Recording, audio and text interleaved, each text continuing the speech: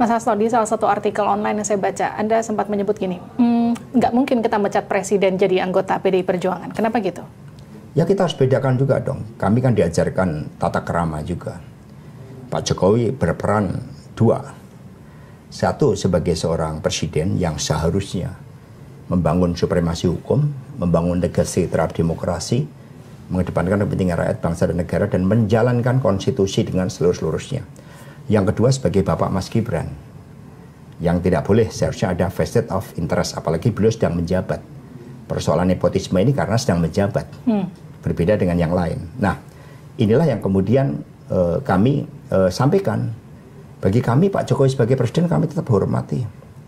Tetapi apa yang dilakukan terhadap konstitusi, terhadap demokrasi, terhadap sumpah presiden, ketika itu dilanggar, kami tidak bisa membiarkan itu. Maka kemudian kami melakukan berbagai upaya. Baik itu proses hukum seperti apa yang terjadi MK sekarang, proses politik yang ada di DPR, dan menggalang suara rakyat. Tapi pada akhirnya segala sesuatunya, partai kan di atas partai ini ada rakyat. Rakyatlah yang juga akan menentukan sosok pemimpin mana yang betul-betul membangun komitmen bagi bangsa dan negara, sosok pemimpin mana yang membangun komitmen pada akhirnya hanya pada keluarga. Tapi seberapa berat pemilu kali ini ketika ada perang saudara? Saya bilang perang saudara di dalamnya, Mas. Kita nggak pakai istilah perang lah. Kita pakai istilah apa dong? Ya, inilah realitas kehidupan bahwa seseorang bisa berubah karena kekuasaan, padahal kami kawal selama 23 tahun.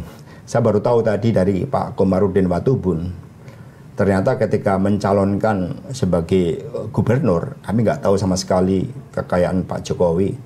Ya kami lihat beliau sosok yang sederhana, makanya kami gotong royong. Pak Komarudin itu sampai menjual mobilnya. Mas Prananda itu sampai mengumpulkan dana saksi 6,2 miliar. Pengurus-pengurus partai kami, yang sebagian besar dari kalangan rakyat biasa, mengumpulkan di Jakarta 1,4 miliar. Itu sebagai modal Pak Jokowi sebagai calon gubernur. Meskipun di internal juga ada suatu dinamika, tapi kami memberikan prioritas kepada Pak Jokowi. Ketika 2014 seluruh jajaran partai memberikan dukungan kepada Ibu Mega, tapi pada akhirnya Ibu juga memberikan mutiara terbaiknya kepada Pak Jokowi. Dan kita dibandingkan dengan survei saat itu hampir 21%, perolehan PDI 18,sekian%. 2019 hal yang sama. Ibu Mega nggak minta sesuatu secara terbuka. Ibu hanya meminta sebelum Pak Jokowi dicalonkan pada periode kedua, saya yang menjadi saksi adalah Badan Riset dan Inovasi Nasional. Karena itulah agar kita bisa berdikari di bidang ekonomi, kita harus menguasai ilmu pengetahuan, riset, dan inovasi. Nggak minta berapa jumlah menterinya, berapa, nggak ada sama sekali komitmen untuk itu. Kita juga bergotong royong. Seluruh anak ranting-ranting, bahkan begitu banyak yang meninggal karena semangat juangnya sampai kelelahan. Mbak Esti 2019 itu sampai mau ditembak oleh oknum tentara karena mendukung Pak Jokowi karena ketatnya persaingan saat itu. Kami juga sama, tapi kami diajarkan bukan orang yang suka menghitung terhadap apa yang kami lakukan.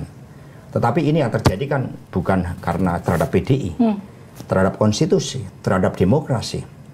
Maka semengapa saya juga menyuarakan itu, karena agar apa yang telah dibangun dengan susah payah ketika kita masuk dalam sisi gelap kekuasaan pada zaman Orde Baru dan kita memulai zaman demokrasi, itu tidak terjadi lagi berbagai persoalan-persoalan yang mematikan demokrasi. The darkness of the Indonesian democracy.